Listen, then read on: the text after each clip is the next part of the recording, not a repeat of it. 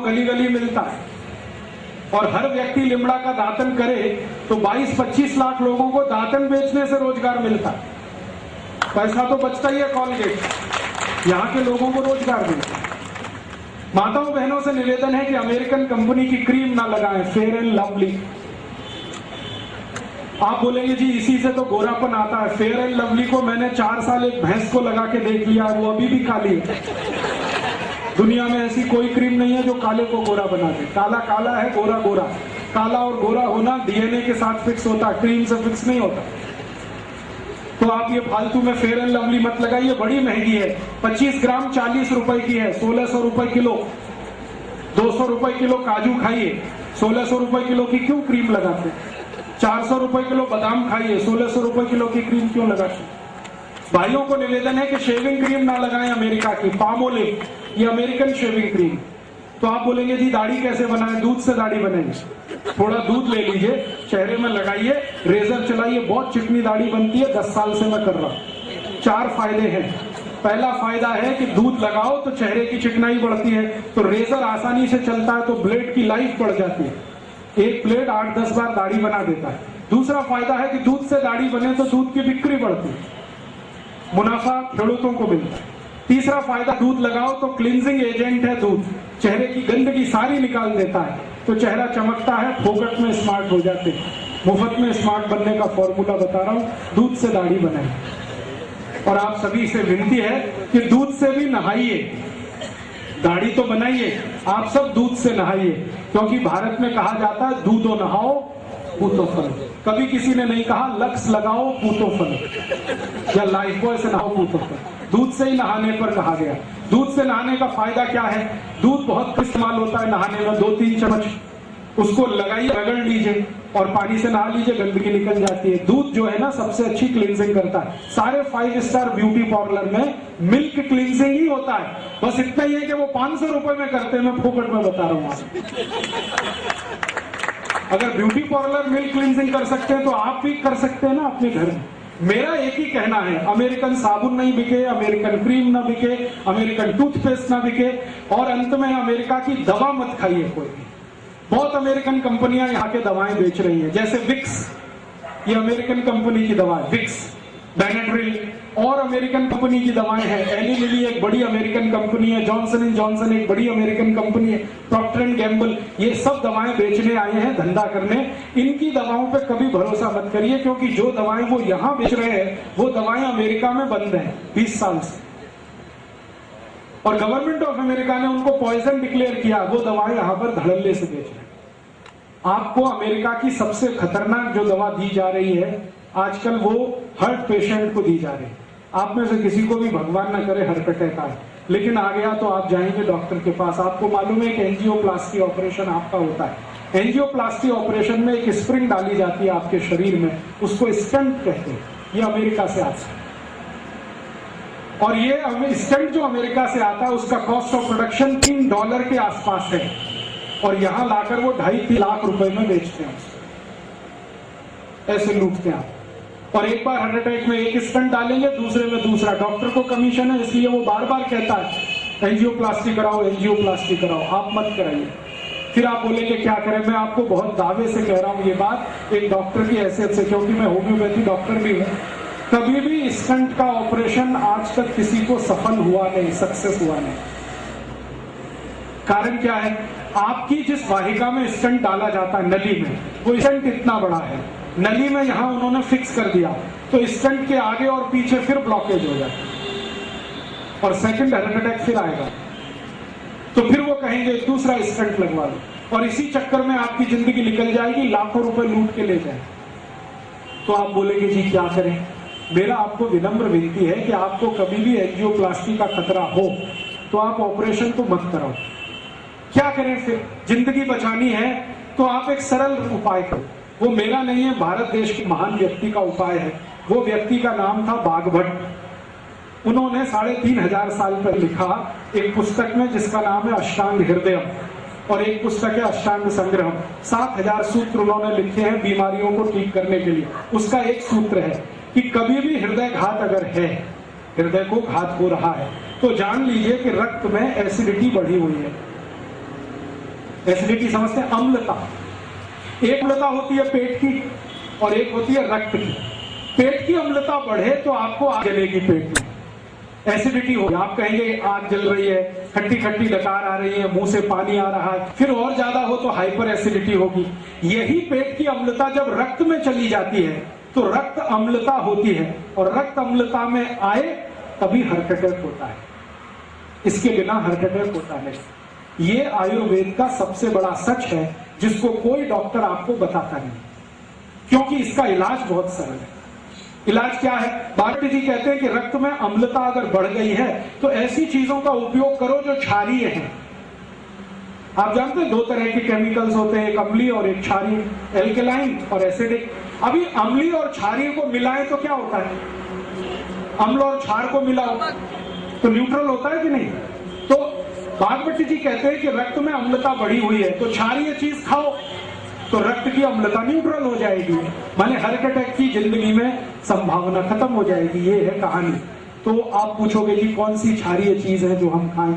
आपके रसोई घर में सवेरे से शाम तक इतनी चीजें हैं जो क्षारीय ही है। अगर उन्हीं को खाना शुरू करो तो हार्ट अटैक ना आए, और कभी आ जाए तो दोबारा आने का चांस ना। क्या क्षारीय चीज है? सबसे ज्यादा क्षारीय चीज आपके घर में है दूधी। दूधी है ना, सब्जी के रूप में आप खाते हैं, इससे ज्यादा क्षारीय कोई चीज ही नहीं। तो दूधी का रस पियो रोज निकाल, या कच्ची दूधी खाओ। स्वामी रामदेव जी कहते हैं कि नहीं, दूधी रस पियो। दूधी का 3.25 लाख लोगों को ठीक कर दिया उन्होंने दूधी का रस पिला पिला, और उनमें हजारों डॉक्टर हैं जिनका खुद हार्ट अटैक होने वाला था, वो दूधी का रस पी पी के आते हैं। क्योंकि मैं हरिद्वार जाता हूँ रामदेव जी के यहाँ, तो हजारों डॉक्टर इस देश के वहां जाते हैं, चुपचाप दूधी का रस पीते हैं, 3-3 महीने 4-4 महीने, आके फिर क्लिनिक पे बैठ जाते हैं। वो बताते नहीं हम कहाँ गए थे, वो कहते हम न्यूयॉर्क गए थे, जर्मनी गए थे ऑपरेशन करने, वो रामदेव जी के वहां गए थे। वो 3 महीने दूधी का रस पी के आए हैं, हार्ट अटैक ठीक हो गया है, आके फिर ऑपरेशन पे लग गए हैं। और वो इतने हरामखोर है कि आपको नहीं बताते कि आप भी दूधी का रस पिए। आपको दूधी का रस पियो। इसको जो रामदेव जी कहते हैं ना, वो भी भागवत जी के ही आधार पर कहते हैं। भागवत जी कहते हैं कि रक्त की अम्लता कम करने की ताकत सबसे ज्यादा दूधी में है, तो दूधी का रस पियो। कितना पियो? रोज 200 मिलीग्राम पी लो। कब पीना? सवेरे पी लो, नाश्ते में। नाश्ते में नहीं तो भोजन के बाद पी लो, आधे घंटे के बाद पी लो। और दूधी के रस की और ज्यादा क्षारपन बढ़ाना हो तो दूसरी क्षारीय चीज हमारे घर में है, वो है तुलसी। तुलसी बहुत क्षारपन है, तो तुलसी का रस मिला दो। और एक तीसरी चीज है वो क्षारीय है, उसका नाम है पुदीना। पुदीने का रस उसमें मिला दो। और एक क्षारीय चीज है अपने घर में, काला नमक, और एक है सेंधा नमक। ये काला और सेंधा नमक क्षारीय है, लेकिन बाजार से जो आता है ना आयोडीन युक्त, ये अम्लीय है। ये आयोडीन युक्त नमक के चक्कर में मत फंसना। काला नमक खाओ, नहीं तो सेंधा नमक। तो सेंधा नमक ले लो, थोड़ा दूधी का रस ले लो, थोड़ा तुलसी का रस ले लो, पुदीने का रस ले लो, कोतंबीर का रस भी क्षारीय है। ये सब क्षारीय मिला मिला के रोज पियो। 3 महीने में आपका ब्लॉकेज निकल जाएगा, अम्लता कम हो जाएगी, 2.5-3 लाख रुपए फालतू खर्च होने से बच जाएंगे। और जो बच जाए तो गौशाला को दान कर देना, तो गौशाला का भी फायदा है। डॉक्टर को देने से अच्छा गौशाला को दे। और एक दूसरी जानकारी आपको दे दूं कि रक्त की अम्लता से अपने शरीर में 48 रोग आते हैं। 48। उसमें से पहले नंबर का रोग है जिसका नाम है हार्ट अटैक। दूसरे नंबर का एक रोग है, ये भी रक्त की अम्लता का ही रोग है, उसका नाम है डायबिटीज। तीसरे नंबर का एक रोग है, ये भी रक्त अम्लता का रोग है, जिसको आप कहते हैं पैरालिसिस। चौथे नंबर का एक रोग है, वो भी रक्त अम्लता का रोग है, जिसको कहते हैं ब्रेन हेमरेज। ऐसे 48 रोग हैं जो रक्त अम्लता से होते हैं। माने रक्त की अम्लता अगर ठीक हो तो 48 रोग ठीक हो जाए। और ये अम्लता ठीक करने के लिए दूधी आपके पास है, कोथिंबीर आपके पास है, पुदीना आपके पास है, काला नमक आपके पास है, सेंधा नमक आपके पास है। और बता दूं, आप में से कोई जैन है, ये उनके लिए नहीं है, अजैन लोगों के लिए बता दूं, गाजर बहुत क्षारीय है। गाजर, भरपेट गाजर खाओ, जब तक मिले खाओ, कद्दूकस में घिस घिस के खाओ, रक्त की अम्लता सबसे कम करती। मूली रक्त की अम्लता कम करती है।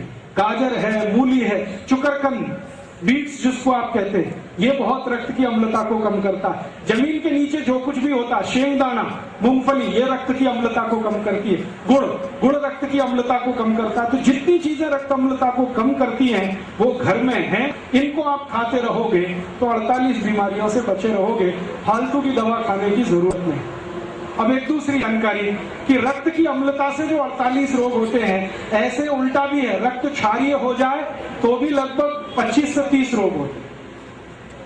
तो आप बोलेंगे अब इसके लिए क्या करें? अगर रक्त क्षारीय हो गया है तो अम्ल की चीजें ज्यादा खाओ, अम्लीय चीजें ज्यादा खाओ। अम्लीय चीजें क्या है आपके पास? संतरे का रस, मौसम्मी का रस, नींबू का रस, अनार का रस, ये सब अम्लीय चीजें हैं। इनको ज्यादा खाने लगो, क्षारपन ठीक हो जाएगा तो क्षारीयता की बीमारियां खत्म हो जाएगी। तो आप बोलेंगे और क्या करें? 2-3 बातें और कर लो तो अच्छा है, मैं करता हूं वो आप भी कर लो। बीमारी मत पड़ो, चक्कर ही नहीं है सारा। ये तो सब झंझट तब है जब आपकी अम्लता बढ़े या क्षारता बढ़े। आप बीमारी मत पड़ो, स्वस्थ रहो, तंदुरुस्त रहो, मस्त रहो। मैं जब आया था ना वापी, तब से आज तक कोई डॉक्टर के पास नहीं गया, 10 साल हो गए, और अगले 10 साल जाने की तैयारी नहीं है मेरी। जब तक कि कोई मुझे गोली से ना मारे और बम ब्लास्ट में ना मारे, तब तक तैयारी नहीं है। मेरी गलती से तो बीमार होता नहीं। आप भी वो गलती मत करो। आप बोलोगे जी हम क्या गलती कर रहे हैं? छोटी छोटी कुछ गलतियां जो रोज हम करते हैं वो कर दो, बीमारी ही नहीं आए। मैंने वो बंद की है। जब से मैंने बागवट का अष्टांग हृदयम पढ़ा, तब से मेरी जिंदगी में मैंने कुछ नियम बनाए, वो आप भी बना लें। बागवट ने अष्टांग हृदयम में 10 नियम कहे हैं जो कोई भी पालन करे तो जिंदगी में बीमार ना हो। मैं वो नियम पालन करता हूं, आप भी करें। बहुत सरल है, बहुत आसान है, कोई भी कर सकता। क्या नियम है? बागवट ने सबसे पहला नियम बताया, जिंदगी में कभी बीमार नहीं पड़ेंगे आप। वो ये कहते हैं खाना खाने के तुरंत बाद पानी मत पियो। उन्होंने संस्कृत में कहा भोजनांते विषमवारी, भोजन के अंत, भोजनांते माने भोजन अंते, विषमवारी, विष माने जहर। तो भोजन के अंत में पानी जहर जैसा है, ये है सूत्र। तो भोजन के अंत में पानी मत पियो। आप बोलेंगे जी कब तक ना पिए? 1.5 घंटे तक मत पियो, उसके बाद पी लो। तो आप कहेंगे बड़ी मुश्किल बात है, 1.5 घंटे कैसे रहे बिना पानी के? तो भागवत जी कहते हैं कि भोजन के तुरंत बाद कुछ पीना है तो छाछ पी लो, और कुछ पीना है तो दूध पी लो, और कुछ पीना है तो कोई फल का रस पी लो, जूस। पानी 1.5 घंटे बाद पियो। अब तो चल जाएगा। खाना खाते ही अगर प्यास लग रही है तो जूस पी लो, गिलास भर के, 2 गिलास भर के। जूस कौन सा पिए? जो सबसे सस्ता मिलता हो जिस सीजन में, सबसे सस्ता। सबसे सस्ते से मतलब है ज्यादा उत्पादों का, तभी सबसे सस्ता होगा। आजकल जो सबसे सस्ता जूस है वो शेरडी का है, गन्ने का पियो। जब भी खाना खाओ गन्ने का रस पी लो, और थोड़े दिन के बाद संतरे का रस आ जाएगा, फिर द्राक्ष का आ जाएगा, अंगूर का आ जाएगा। तो जो रस मिलते हैं बाजार में या सीजन के फल हैं, वो रस पियो खाने के तुरंत बाद। या तो छाछ पियो, नहीं तो दूध पियो। रस पीने का तरीका है सवेरे पीना, छाछ पीने का है दोपहर पीना, दूध पीने का रात को पीना। खाने के तुरंत बाद दूध पीना है, छाछ पीना, रस पीना है। सुबह खाना खाया तो जूस पीना, दोपहर खाया तो छाछ, रात को तो दूध। अगर पानी पीना है तो 1.5 घंटे बाद ही पीना। क्यों? कारण उसका यह है कि आपने जो कुछ खाया वो पेट में गया, पेट में जाते ही इसमें आग जलती है खाने का पाचन होने के लिए। उसको कहते हैं जठर अग्नि। जठर एक स्थान है जहां पर भोजन जाता है, वहां अग्नि जलती है, जठर अग्नि। इस अग्नि को जलने में 1.5 घंटा लगता है। तो जब तक अग्नि जल रही है पानी मत पियो। अगर पी लिया तो अग्नि बुझ जाएगी, अग्नि बुझेगी तो खाना नहीं पचेगा, खाना नहीं पचेगा तो सड़ेगा। सड़ा हुआ खाना सारे रोग पैदा करेगा जिनके नाम मैंने थोड़ी देर पहले लिए। इसलिए भागवत कहते हैं खाने के बाद पानी मत पियो। कर सकते, आसान है। स्वस्थ रहने के लिए तो कुछ भी कर सकते हैं। तो ये आसान नियम है। दूसरा नियम है भागवत जी का, वो ये कहते हैं कि पानी जब भी पियो घूट घूट भर के पियो, थोड़ा थोड़ा सिप सिप करके पानी पियो। गट गट गट गट गट गट पानी मत पियो। एक सिप पिया, दूसरा सिप, तीसरा सिप। क्यों पीना भाई? कारण ये है कि मुंह में बनती है लार, स्लाइवा, ये होती है क्षारीय। पेट में बनता है अम्ल जिसको हाइड्रोक्लोरिक एसिड कहते हैं। तो मुंह की लार और पेट का अम्ल दोनों मिले तो हो जाएगा न्यूट्रल। ये क्षार है, ये अम्ल है। तो पेट हमेशा न्यूट्रल रहे तो बार बार लार अंदर जानी चाहिए। तो पानी अगर घूट घूट पिए तो ज्यादा लार अंदर जाएगी, इसलिए भागवत कहते हैं पानी हमेशा घूट घूट पिए। ये पक्षी है ना, सब ऐसे ही पानी पीते। चिड़िया देखो पानी पीती है, एक ड्रॉप उठाएगी पानी का, फिर ऐसे ऐसे करेगी, फिर पिएगी। भागवत की पक्की चेली है सारी चिड़िया, बिना किसी कॉलेज में जाए वो सीखती है। आप इतने बड़े होशियार लोग हैं, आपको ये नहीं मालूम कुत्ता कैसे पानी पीता? चाट चाट के। भागवत का चेला है ये कुत्ता। हाँ, सारे जानवर पानी ऐसे ही पीते। गाय को देखो, पहले पानी को मुंह में भरेगी, फिर थोड़ी देर रोकेगी, फिर पिएगी ताकि लार अंदर जाए। तो जानवर कर सकते हैं तो आप भी कर सकते हैं, आप तो पढ़े लिखे हैं, होशियार। तो पानी घूट घूट पीना शुरू कर दो। दूसरा नियम। तीसरा नियम है ठंडा पानी कभी मत पियो। ठंडा पानी उन्होंने कैसे लिखा? ये नहीं लिखा ठंडा पानी मत पियो, उन्होंने लिखा है शरीर के तापमान से कम तापमान का पानी मत पियो, पानी ठंडा पानी मत पियो। अब ठंडा पानी से मतलब फ्रिज का पानी मत पियो, बर्फ डाला हुआ पानी मत पियो। क्यों नहीं पिए? मैंने इसका देखा एक्सपेरिमेंट करके कई मरीजों पर। जो लोग बहुत ठंडा पानी पीते हैं ना, उनकी लार्ज इंटेस्टाइन संकुचित हो जाती है। लार्ज इंटेस्टाइन और स्मॉल इंटेस्टाइन शरीर में दो है, तो ज्यादा ठंडा पानी पियो तो लार्ज इंटेस्टाइन वैसे ऐसी होती है, ठंडा पानी पीते ही ऐसे होती है। और दिन में 10 बार आपने पिया तो 10 बार ये ऐसे ऐसे होती है। फिर रोज पीते रहे तो ये परमानेंट ऐसे हो जाए। अब जब लार्ज इंटेस्टाइन संकुचित हो गई तो सवेरे आप जब संडास घर में जाएंगे तो पोट साफ होगा ही नहीं, क्योंकि ये संकुचित है। दुनिया में मैंने देखा है जो लोग चिल्ड वाटर पीते हैं, अमेरिकन यूरोपियन लोग चिल्ड वाटर पीते हैं, पानी फ्रिज में रखेंगे, ऊपर से बर्फ डालेंगे, फिर पिएंगे। और ये चिल्ड वाटर पीने वाले लोगों को मैंने देखा सवेरे टॉयलेट रूम में जाएंगे तो 1-1 घंटे बाहर नहीं आते, कभी कभी 2-2 घंटे बैठे रहते। पूछो भैया क्या कर रहे हो 2 घंटे टॉयलेट रूम में? कहते न्यूज़पेपर पढ़ रहे हैं। क्यों पढ़ रहे हो? न्यूज़पेपर के लिए टॉयलेट रूम है? कहते उतरती नहीं संडास, क्या करें, बैठे हैं इंतजार कर रहे हैं। तो कभी समस्या इतनी भयंकर होती है कि वो इंतजार में गाना गाने लगते हैं, मेरे सपनों की रानी कभी आएगी, वो आती नहीं है, करे क्या। और उससे भी बड़ी समस्या हो जाए ना तो दूसरा गाना गाते हैं, एक बार आजा आजा आजा, आती नहीं, कहे बड़ी समस्या है ये अमेरिकन और यूरोपियंस में। आप ये समस्या अपने शरीर में मत लाओ, माने कब्जियत मत होने दो, कॉन्स्टिपेशन मत होने दो, माने ठंडा पानी मत पियो। पानी फिर कैसा पिए? हल्का गर्म पानी पीते रहो। अगर जैन है तो बहुत अच्छा, अजैन है तो भी पानी पक्का हुआ माने गर्म किया हुआ पानी ही पियो। थोड़ा गुनगुना रहे तो बहुत ही अच्छा। और चौथा सूत्र है सवेरे उठते ही सबसे पहले पानी पियो, चाय से पहले पानी पियो। कितना पिए? 3 गिलास पी लो, बिना प्यास के पी लो, थोड़ा थोड़ा घूट घूट भर के पी लो। क्यों? रात भर आप सोए, मुंह में जो लार बनी है ये बहुत कीमती है, ये अंदर जाए तो बहुत अच्छा, इसलिए सुबह उठते ही पानी पीने का नियम। 5वां नियम है खाने को चबा चबा के खाओ। इतनी बार चबाओ जितने आपके दांत, 32 दांत है तो 32 बार चबाओ। कोई कहेगा जी दांत ही नहीं मेरे तो, अब क्या करें? तो मसूड़े हैं ना, वो दांत के जैसे ही हो जाते हैं। अगर दांत निकल गए तो मसूड़े दांत के जैसे हो जाते हैं, तो धीरे धीरे चबा के आप खा सकते हैं, ऐसी कोई तकलीफ। तो खाना धीरे धीरे चबा चबा के खाओ। 6वां नियम है कभी भी खड़े होके खाना मत खाओ। 2 पाए आदमी के लिए खड़े होके खाना वर्जित है, 4 पाए के लिए ठीक है, माने जानवर खड़े होके खाए तो ठीक है। बुफे सिस्टम बफेलो सिस्टम है, बुफे सिस्टम में खाना मत खाइए, खड़े खड़े मत खाइए, खाना प्लेट में लेके जमीन पे बैठ के खाइए। आप बोलेंगे जी शादी में गए हैं तो क्या, एक प्लेट में खाना लेके कहीं बैठ के खाइए, तो आपके लिए दूसरे लोग हंसेंगे, हंसने दीजिए, वो मूर्ख है इसलिए हंस रहे हैं। मूर्ख लोग बहुत बार हंसते। आप जमीन पर बैठ के खाने लगेंगे, वो भी आपकी नकल देख के करने लगेंगे। तो आप बोलेंगे जी घर में तो डाइनिंग टेबल है, क्या करें, बेच दो इसको, और क्या करें। कचरा सब घर में थोड़ी रखा जाता है। आपने कबाड़ कहीं से लाया और घर में सजा लिया तो अब कबाड़ तो कबाड़ ही है ना, वो हीरा सोना पन्ना तो नहीं होने वाला। और डाइनिंग टेबल कितने इलाके में आपने रख के कितना एरिया घेर रखा, जरा सोचो। वापी में 1 स्क्वायर फीट कितने का है? 3000 का 4000, 4000 रुपए स्क्वायर फीट के एरिया को आपने डाइनिंग टेबल से घेर के रखा है, जो बिना किसी काम का। सोचो, दुनिया बुद्धि लगाओ ना, कुछ व्यापारी बुद्धि लगाओ, इतना एरिया कवर करके रखा। इससे अच्छा डाइनिंग टेबल ना रहे तो वो एरिया का कुछ तो उपयोग होगा, बैठने में ही काम आएगा। तो आप बोले कि अब तो खरीद लिया डाइनिंग टेबल, अब क्या कर सकते हैं, तो मेरी बात मानो, उसके पांव काट दो डाइनिंग टेबल के, तो तुरंत नीचा हो जाएगा। उसको पटरे की तरह से इस्तेमाल करो, जमीन पे बैठ के उस पे थाली रख के।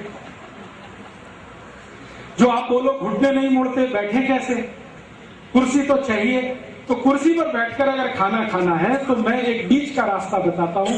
भागवत जी ने वो नहीं कहा, मैं कह रहा हूं कि आप कुर्सी पर ऐसे बैठो जैसे सुख आसन में बैठते, आलती पालती मार के कुर्सी पर बैठ जाओ, फिर खाना खाओ। खाना खाते समय महत्व की बात है जो जाननी चाहिए वो ये कि हमारी जो नाभि है ना, इस पर धरती का सेंटर ऑफ ग्रेविटी रहना चाहिए, नाभि पर। ये तभी संभव है जब आप जमीन पर बैठे हो। खड़े होने पर सेंटर ऑफ ग्रेविटी डायफ्राम पे आता है। नाभि पर अगर पृथ्वी का गुरुत्वाकर्षण है तो नाभि एकदम सेट रहती है, और खाना खाते समय नाभि सेट रहे तो जठर अग्नि सबसे जास्ती प्रदीप है, इसलिए बैठकर खाना अच्छा है। फिर सातवां नियम है कि कभी भी आप खाना खाएं तो दो चीजें एक साथ ऐसी मत खाना जो एक दूसरे के विरोधी है। जैसे दूध और दही कभी साथ में नहीं खाना, उड़द की दाल और दही कभी साथ में मत खाना। दो टूटने वाली दो दाल जिनको द्विदल कहते हैं उनको दही के साथ मत खाना। खाना ही हो तो दही को गर्म कर लेना फिर खाना। कभी भी कांदा माने प्याज और दूध साथ में नहीं खाना। कभी भी खट्टे फल संतरा मौसमी इनको दूध के साथ मत खाना। ये विरोधी चीजें हैं। भागवत ने एक लंबी सूची बनाई है, 103 वस्तुएं हैं जिनको एक साथ ना खाएं तो आपकी जिंदगी में रोग आने ही वाले नहीं। और एक छोटी सी आखिरी बात, दोपहर का खाना खाएं तो 20 मिनट विश्रांति जरूर लें। रात का खाना खाएं तो 2 घंटे बाद विश्रांति लें। दोपहर के खाने के बाद विश्रांति लें तो ज्यादा लेफ्ट साइड में आप करवट रख के सोएं। ये राइट ऊपर रहे, लेफ्ट, इसको वाम कुक्षी कहते हैं। कभी भी वजन नहीं बढ़ेगा, पेट नहीं बढ़ेगा। जो सीधे सोएंगे तो पेट भी बढ़ेगा, वजन भी बढ़ेगा। दोपहर को खाने के बाद हमेशा लेफ्ट में सोएं, और रात को जब सोएं तो 2 घंटे बाद सोएं खाने के बाद। और सोते समय एक चीज का ध्यान रखें कि सिर ज्यादा से ज्यादा पूर्व में रहे, सूर्य की दिशा में रहे, या कोई बहुत इमरजेंसी हो तो दक्षिण में रहे। उत्तर और पश्चिम में सिर करके कभी भी ना सोए। ये 10 नियम हैं, मैं पालन करता हूं, आप भी करो। मैं बीमार नहीं हुआ 10 साल से, आप भी नहीं होंगे, ये मेरी बात है। और जो थोड़ी बहुत बीमारी आज है, आप ये नियम ईमानदारी से कल से शुरू कर दो। 3 महीने बाद आप खुद बताना आपकी बीमारी बिना दवा के पोकट में ही ठीक हो रही है कि नहीं। Acidity, hyper acidity, ulcer, peptic ulcer, एड़ी का दर्द, घुटने का दर्द, कमर का दर्द, ये अपने आप जाए। इसलिए मेरा टारगेट है अमेरिका की दवा नहीं बिके इस देश। एक दवा उसकी न बिके, ये तभी संभव है जहां आप स्वस्थ रहें, तंदुरुस्त रहें, और स्वस्थ रहेंगे तभी सुखी रहेंगे। हमारे यहाँ कहते ना, सर्वे भवन सुखिनः सर्वे संतु निरामया। ये सुखी तब होंगे जब निरोगी होंगे। निरामय, निरोगी हुए बिना कोई सुख नहीं है दुनिया का। करोड़ों रुपए हो और रोग ही रोग हैं, कोई सुख नहीं है। एक पैसा नहीं है आपके पास लेकिन शरीर के रोग नहीं है, आप बहुत सुखी। सुख जो है शरीर में से उपजता है, मन बुद्धि के कर्म के आधार पर। पैसे से सुख नहीं खरीदा जाता और ना कहीं मिलता है, तो आपके अंदर से उपजेगा। संतुष्टि है तो सुखी होगे, और संतुष्टि होने का एक ही आधार है, निरोगी रहे। तो मेरे 2 उद्देश्य हैं, अमेरिका को पैसा ना जाए, उनकी दवा ना बिके, आप सुखी हो जाए, स्वस्थ हो जाए। और घर में रसोई है ना, इसमें सैकड़ों दवाएं हैं, उनका उपयोग कर लो ना। मैंने दूध बताया, मैंने आपको धनिया, पुदीना, ये सब क्षारीय हैं। ऐसे ही अम्लीय दवाएं हैं। कुछ दवाएं जो बहुत कॉमन है, जो आप रोज इस्तेमाल करो, बहुत अच्छा। एक हमारे रसोई में दवा है जिसको अजवाइन कहते हैं। अजवाइन गुजराती में अजमो कहते हैं, अजमो। ये बहुत ही अद्भुत है।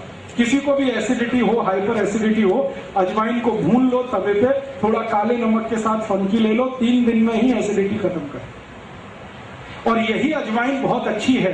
अगर किसी को कॉन्स्टिपेशन हो गया हो, बहुत कब्जियत हो, तो गुड़ के साथ अजवाइन खा लो, एक ही दिन में कॉन्स्टिपेशन रिलीज कर। ऐसे ही अजवाइन के जैसा जीरा है, वो भी आपके पेट की एसिडिटी को कम करेगा। आपके घर में नमक बदल दो आप, ब्लड प्रेशर की बीमारी चली जाएगी। कौन सा नमक खाएं, सेंधा नमक खाओ, काला नमक खाओ, ये आयोडीन युक्त नमक बंद कर दो तो आपके हाई ब्लड प्रेशर की तकलीफ है। तो ऐसी बहुत सारी चीजें आपके पास साधारण सी हैं, इनका आप उपयोग कर लो, बीमारियों से बच लो, दवाओं के पैसे कम हो जाए खर्च होना, देश की सुरक्षा बढ़ जाए उससे, और देश का बहुत ज्यादा लोगों का सुख और समृद्धि बढ़ जाए। ऐसी मेरी भावना है। शुरू हुआ वहां से और अंत यहाँ पर है। जीवन को थोड़ा सरल, आसान, हिंदुस्तानी, स्वदेशी, भारतीय बनाओ। पहले भी मैं 10 साल पहले आया था, यही बोल के गया था, be Indian buy Indian. Be Indian का माने भारतीय बनो, भारतीय वस्तुओं का उपयोग करो। अब भारतीय वस्तुएं क्या हैं? भारतीय भोजन, भारतीय भजन, भारतीय भेषज माने औषधि, भारतीय भाषा, भारतीय भूषा, ज्यादा से ज्यादा इनका उपयोग करो। विदेशी भूषा माने विदेशी कपड़े, विदेशी भोजन माने pizza, burger, hot dog, cold dog, chowmein मत खाओ। हिंदुस्तानी भोजन ज्यादा करो। विदेशी भजन, जो विदेशी गाने हैं मत गुनाओ, मत गाओ, मत सुनो। स्वदेशी गाने गाओ, स्वदेशी भजन सुनो। जितना बने उतना आप करो तो देश अपने आप करेगा। हमारे यहाँ एक कहावत है, महाजन येन गता से पंथा, माने जिस रास्ते बड़े लोग चल पड़ते हैं ना, समाज के बाकी लोग उसी तरफ चलने लगते हैं। आप सब महाजन लोग हैं, माने श्रेष्ठ लोग हैं। आप इस रास्ते चलेंगे, नीचे वाले अपने आप चलेंगे। मैंने मुंबई में देखा, करोड़पति लोग जब से लिमड़ा का दातन करने लगे, रोडपति लोगों ने भी दातन शुरू कर दिया। और मुंबई में हर साल दातन की बिक्री बढ़ रही है, कॉलगेट की बिक्री घट रही है। लाखों लोग रोजगार पाते हैं मुंबई में, जो दातन बेचते हैं सड़क पर या तो रेलवे प्लेटफॉर्म पर। तो हम कर सकते हैं, हमारे सामने ये है, आदर्श है, देश को खतरे से बचाना है।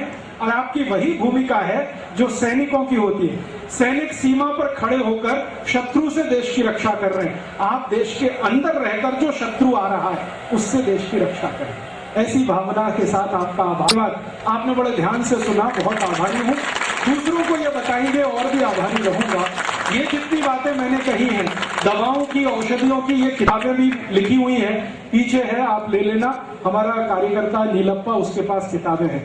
रसोई घर की सारी दवाएं, औषधियां उन किताबों में, किससे क्या होता है, किससे क्या होता है। अष्टांग हृदयम के जो 10 सूत्र दिए, उनके और ज्यादा सूत्र पढ़ने हो तो वो भी किताब है। अपने शरीर को जितनी भी बीमारियां होती हैं, चर्म रोग की, कैसे दूर करें घर की दवाओं से, वो भी किताबें हैं, आप ले जाइए। कभी भी मैंने किसी किताब पर कॉपीराइट नहीं माना है। आज भी कहता हूँ, कोई पुस्तक पर कॉपीराइट नहीं है, सबको कॉपी करने का राइट है। आपको अच्छा लगे तो मेरा नाम निकालकर अपना छपा लेना, अपने नाम से किताबें बना लेना। मैं कभी मुकदमा लड़ने आपके खिलाफ नहीं आऊंगा। और जो कुछ मैंने बोला है, इसकी सीडी भी है। पहले तो कैसेट थी, अभी सीडी है। 40 घंटे की ऑडियो सीडी है, वीडियो सीडी है। आप ले जाइए, कॉपी कर करके लोगों को बताइए, ताकि ये विचार जल्दी से फैले और लोगों तक ये दूर तक पहुंचे। तो शायद चेतना ज्यादा हो, और चेतना बढ़ेगी तो देश जरूर बेहतर होने वाला है। आजादी बचने वाली है, सभ्यता और संस्कृति रहने वाली है। भारत देश के बारे में एक विशेष बात मुझे महसूस होती है, वो ये कि दुनिया का ये विशिष्ट देश है। विशिष्टता क्या है? 1000 साल विदेशी हमले इस देश पर हुए, किसी देश पर नहीं हुए, फिर भी ये देश जीवित है। इसकी सभ्यता अभी बची हुई है, संस्कृति बची हुई, वरना दुनिया के देश कब के मिट गए और खत्म हो गए। हम अभी भी बचे, क्योंकि हमारे पास धर्म का आधार है, संस्कृति का आधार है, सभ्यता का। आगे भी ये देश बचेगा, क्योंकि पहले भी ये देश बचा है धर्म और संस्कृति की ताकत से। आगे भी बचेगा। आप सब उसमें महत्वपूर्ण भूमिका निभाएं, यही मेरी आपसे निवेदन है। ये पूरा अभियान देश भर में मैं चलाता हूँ। इसके लिए फंड्स इकट्ठे करने के लिए खादी मैं बनाता हूँ, हमारे कार्यकर्ता बनाते हैं। खादी की बिक्री से कुछ पैसा आता है तो ये अभियान चलता है। हमारे कार्यकर्ताओं की बनाई कुछ खादी है, आप खरीदेंगे तो मुझे थोड़े से फंड्स मिलेंगे। पुस्तकें और सीडी खरीदेंगे तो आप कॉपी करके दूसरों को देंगे, उनको लाभ होगा। खादी खरीदेंगे तो थोड़ा मुझे भी लाभ होगा, क्योंकि हमारे काम के लिए थोड़ा पैसा उससे हम जुटाते हैं। 100 रुपए की खादी आपने ली तो 15 रुपए उसमें से हमें मिलेगा। पूरे साल में हम कुछ लाख रुपए की खादी बेचकर जो फंड्स इकट्ठा कर पाते हैं, उसी से ये काम चलाते हैं। आगे कुछ बड़ा काम करने की इच्छा है, जैसे भरत भाई ने कहा एक टीवी चैनल मुझे शुरू करना है, क्योंकि ये तो कुछ डॉक्यूमेंट्स मैंने दिखाए, ये टिप्स ऑफ द आइज लगे ऐसे हजारों हैं जो आपकी आंखें खोल देंगे, आपके ज्ञान चक्षु खुल जाए। लेकिन वो टीवी पर आए, उसके लिए चैनल चलाना है, उसके लिए कुछ फंड्स इकट्ठे करने हैं, काम में लगा हूं। जिस दिन होगा ये व्यवस्था, उस दिन चैनल भी शुरू होगा, अखबार भी चलेगा, मैगजीन भी निकलेगी। मेरा एक ही उद्देश्य है, एक ही ध्येय है कि ये देश को फिर से सोने की चिड़िया बनाना है। भूतकाल में ये देश सोने की चिड़िया था, भविष्य में भी सोने की चिड़िया बनाना है, वर्तमान इसका सुधारना है, बदलना है। तो उसी काम में लगा हूं। आप सब भी मेरे सहयोगी बनेंगे तो अच्छा होगा। भरत भाई ने मुझे आज सुबह प्रस्ताव दिया कि आप एक भारत कथा कहिए जिसमें ये सारे दस्तावेज एक बार लोगों के सामने आए। आप चाहें तो 6-7 दिन की यहीं पर आयोजित हो सकती है। मेरा एक फायदा उसमें हो जाएगा कि उसकी सीडी बन जाएगी तो भारत के करोड़ों लोगों तक मिल जाएगी। आपका ये फायदा होगा कि वो दस्तावेज आप स्क्रीन पर इसी तरह से देख पाएंगे। चाहे तो